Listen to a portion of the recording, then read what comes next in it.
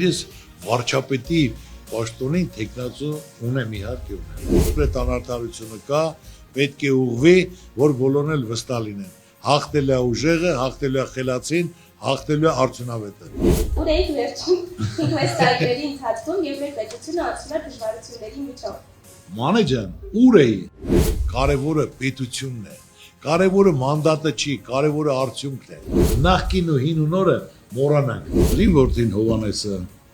ոչ ցանկություն ունի, ոչ էլ իրավունք ունի։ Ես գործի մարդ եմ, չեմ ասում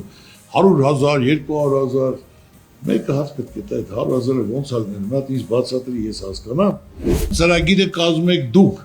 Հիմա իմ խնդրանքն է,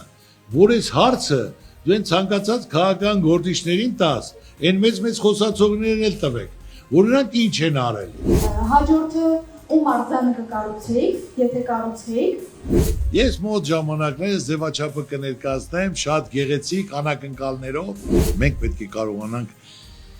երկարաժամկետ ծրագիր կազմենք, պատերազմից հետո 5 տարի, 10 տարի, 20 տարի, այն մեր բացողումներն ուղղենք։ Որոշողը մենք ենք, առաջինը պետք է նայենք պետական շահը, ժողովրդի բարեկեցությունը, երկրի անվտանգությունը։ Ուժեղ մարդու հետ են հաշվի նստում, թույլ է ոչ մեկն էլ հաշվի չի նստում։ Խեղճությունը մեր թշնամին է։ Մենք պետք է մեջք տանք, էտատելություն, թշնամանք, մերոնք, ձերոնք։ Դա